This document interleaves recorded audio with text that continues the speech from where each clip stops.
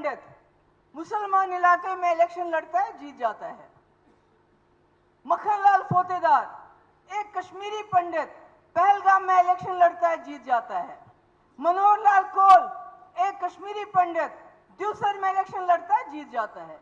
ये तो जम्मू कश्मीर है, ये तो वो गुलदस्ता है जिसको यहाँ के डोगरा महाराजा ने जमा किया था। यही तो है, और क्या है। हम लोग क्यों कहते हैं जम्मू कश्मीर के लोग अलग हैं? हमारी भी वही नाक, वही कान, वही मुंह, वही शक्ल। हम इसलिए अलग हैं कि हम जम्मू कश्मीर जो है हिंदुस्तान के अंदर एक छोटा हिंदुस्तान है, जहां हिंदू, मुस्लिम, सिख, ईसाई, बौद्ध, गुज्जर, पहाड़ी, एससी, ओबीसी, राजपूत, सरदार सब इकट्ठे रहते हैं।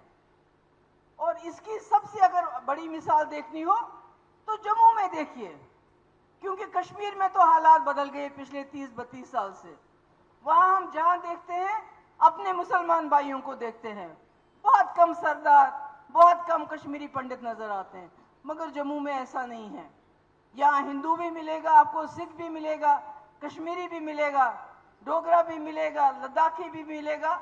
सब शाम को देखिए गुरुनाथ बाजार में चलते नजर आते हैं। यानी गुलदस्ता अगर देखना हो तो वो जम्मू में देखिए। इसी गुलदस्ते को कायम करने के लिए मुफ्ती मोहम्मद सईद साहब ने और उनकी जमात ने बहुत बड़ी कुर्बानी दी। जब 2014 में रिजल्ट आया, जम्मू के लोगों ने, खासकर जो हमारे नॉन मुस्लिम भाई हैं, जो हिंदू लोग हैं, सरदार लोग हैं, उन्होंने बीजेपी को वोट दिया।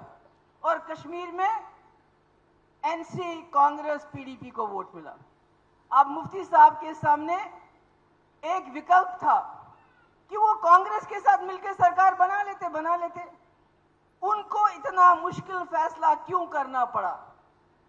क्या आप सभी सोच सकते थे मुफ्ती जैसे सेकुलर आदमी बीजेपी के साथ हाथ मिलाएगा? कभी सोचा था आपने? कोई यकीन कर सकता था इस बात पे? नहीं। मगर क्यों हाथ मिलाया? कि ताकि जम्मू के लोगों ने जिस बीजेपी को वोट दिया, जम्मू के लोग ये ना समझे कि मुफ्ती हमें भूल गए, मुफ्ती ने हमारे वोट की कदर नहीं की, मुफ्ती ने हमें दुत्कारा। इतनी बड़ी कुर्बानी कोई लीडर नहीं दे सकता जो मुफ्ती साहब ने दी। एक ये वजह थी कि जम्मू ने बीजेपी को वोट दिया है, उसकी सजा हम जम्मू के लोगों को नहीं दे सकते थे कि भाई आप बाहर रहो, हम कश्मीरी आपस में मिलकर सरकार बनाएंगे, हम एक मजहब के लोग सरकार बनाएंगे और तमाम हिंदू सरदार उनको बाहर कर देंगे। ऐसा मुफ्ती साहब ने सोचा। ये करना गलत होगा, ये हमारे गुलदस्ते को तोड़ देगा। और दूसरी जो बात थी वो ये थी कि वाजपेयी के साथ काम करते हुए मुफ्ती साहब को एक अच्छा तजुर्बा हुआ था। आप बॉर्डर के लोग हैं, आपको पता है 2004 तक आपकी हालत क्या होती थी। घर में शादी नहीं करते थे, कोई किसी की मौत होती थी तो वहां इकट्ठा नहीं होते थे, क्योंकि पता नहीं होता था कब गोला आएगा। बच्चे स्कूल जाते थे तो गोला आता था। यहां तक कि जब गोलाबारी शुरू हुई तो बुजुर्ग लोगों को घर में बिठा के, जो जवान लोग हैं वो चले गए जम्मू के अंदर रहने के लिए। तो इस गोलाबारी को रोकने के लिए वाजपेयी जी और मुफ्ती साहब की बातचीत हुई। पाकिस्तान के साथ वाजपेयी जी ने बात की, बॉर्डर पे सीज फायर हुआ और वही सीज फायर आज भी चल रहा है। तो ये तजुर्बा था मुफ्ती साहब को वाजपेयी जी के साथ काम करने का। मुफ्ती साहब हमेशा चाहते थे जम्मू कश्मीर की समस्या का समाधान हो, ताकि हिंदुस्तान जो इतना बढ़ता मुल्क है उसके गले में जो जम्मू कश्मीर की समस्या का एक बहुत बड़ा पत्थर लटका हुआ है, ये पत्थर निकल जाए, जम्मू कश्मीर की समस्या का समाधान हो जाए। और ये दूसरी वजह थी जिसके लिए मुफ्ती साहब ने बीजेपी के साथ हाथ मिलाया। और ये तो सोचा ही था कि जब बीजेपी मरकज में सरकार है, हाथ मिलाएंगे, पैसा आएगा, कारखाने लगेंगे, नौकरियां दे सकूंगा लोगों को, लोगों की ज्यादा मदद कर सकूंगा। मगर बदकिस्मती ये है मुफ्ती साहब नहीं रहे, उसके बाद क्या हालात हो गए वो आप जानते हैं। मगर आज मैं आप लोगों को बताना चाहती हूं कि 4 साल हो गए अब बीजेपी को डायरेक्टली यहाँ जम्मू कश्मीर में राज करते हुए, मुझे बताइए क्या बदलाव आया, कौन सा बदलाव आया, क्या किया इन लोगों ने आपके लिए? बल्कि जो भी बात करता है उसको बोलते हैं ये देशद्रोही है, चाहे अगर वो मुसलमान हो बोलते हैं पाकिस्तानी है, अगर हिंदू हो बोलते हैं देशद्रोही है, अगर सरदार हो बोलते हैं खालिस्तानी है। जो भी बात करता है उसको जेल में डाल दो। सीएए के खिलाफ प्रोटेस्ट हुए, उनको जेल में डाल दिया।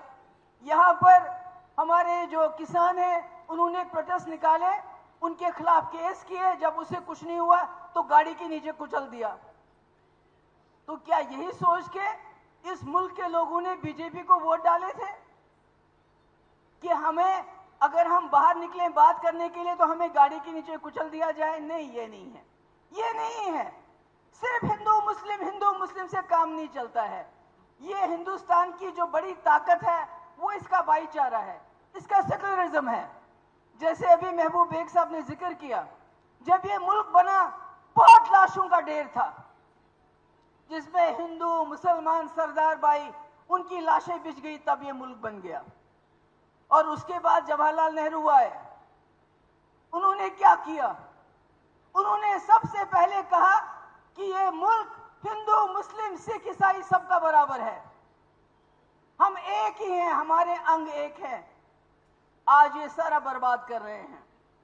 आज आप देखिए, किसान अनाज पैदा करता है, उससे सस्ती कीमत में लेके आज अब तक, अगर हमारे मुल्क में आज से 8 साल पहले 20 करोड़ गरीब थे, आज 80 करोड़ हो गए हैं। वो उन 80 करोड़ को किसानों से कम कीमत पे लेते हैं, क्योंकि अगर कम कीमत पे नहीं लेते तो किसान खुदकशी नहीं करता, किसान कर्ज में नहीं डूबा होता, उससे सस्ते दाम अनाज लेके 80 करोड़ लोगों को मुफ्त देते हैं। मगर अनाज तो मुफ्त देते हैं, रोजगार नहीं देते, नौकरी नहीं देते, कारखाने नहीं लगाते। इनके पास इस वक्त 20-25 लाख नौकरियां खाली हैं पूरे मुल्क के अंदर, मगर नौकरियां किसी को नहीं देते हैं, क्योंकि उसमें नौकरी देंगे तनख्वाह में पैसा जाएगा।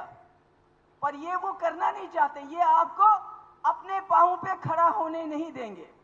ये आपको ऐसे रखेंगे कि 5 किलो राशन आपको मिल जाए, आप मोदी मोदी करो, आपको 5 किलो राशन मिल जाएगा मुफ्त, अब बोलोगे जी खाना मिल गया बहुत चंगा है, बड़ा जी चंगा है, सानू राशन मिल गया, मुफ्त राशन। मगर राशन तो खुदा ना खास्ता जो भिखारी है वो भी जमा करता है, शाम तक वो भी घर घर जाके राशन जमा करता है। फिर उसमें और हम में फर्क क्या है? हमें रोजगार चाहिए, हमारे बच्चे पढ़े लिखे हैं। अभी आपको पता है बॉर्डर बटालियन मैंने सैंक्शन करवाई थी, उसका सब कुछ हो गया, बच्चों ने फॉर्म भरे और ऊपर से फरमान आता है लेफ्टिनेंट गवर्नर का कि भाई जितने भी हमने नौकरियां रिक्रूटमेंट बोर्ड को दी है वो वापस ले आओ। क्यों? अरे अगर हरियाणा का चीफ मिनिस्टर कहता है हरियाणा की नौकरी खाली हरियाणा के लिए होंगी, हिमाचल प्रदेश का चीफ मिनिस्टर कहता है हिमाचल की नौकरियां खाली हिमाचल के लिए होंगी, तो जम्मू कश्मीर में 2019 से पहले जो नौकरियां रिक्रूटमेंट बोर्ड को दी थी वो वापस क्यों ले रहे हो? आपको मालूम है क्यों वापस ले रहे हैं? इसलिए कि तब 2019 तक सिर्फ जम्मू कश्मीर के नौजवानों ने फार्म भरे थे, अब पूरे मुल्क के नौजवान फार्म भरेंगे। अब बताइए मुझे, 10,000 नौकरियां जिसमें पहले 2 लाख 3 लाख जम्मू कश्मीर के नौजवान फार्म भरते थे, अब उसमें 40 लाख 50 लाख भरेंगे, आपको क्या मिलेगा? ये कहते थे ना 370 खत्म होगा, सब कुछ ठीक ठाक होगा। आज जाइए रुगनार बाजार में, दुकानदारों की हालत देखिए, मक्खियां मार रहे हैं। क्यों? दरबार मुंह खत्म। मैं जब करती हूं इनसे बात, अपने जो हमारे हिंदू भाई हैं, मैं कहती हूं ये क्या हो रहा है? कहते हैं क्या करें। जब बीजेपी वाले अपने लीडरों से बात करते हैं, जनाब ये बड़ा गलत हो गया, दरबार मुंह क्यों खत्म किया है? कहते हैं कश्मीर को ठीक करना है। वो कहते हैं नौकरियां क्यों वापस बुलाई? कहते हैं कश्मीर को ठीक करना है। कश्मीर को उन्होंने ठीक नहीं किया, बल्कि साथ साथ जम्मू को भी बर्बाद कर दिया, जम्मू को भी खाने के लाले पड़ गए हैं। एम्स बन रहा है, ठेकेदार कहां का है, कमीशन किसको मिलता है, मजदूर कहां से आते हैं, क्या आप लोगों को पता है?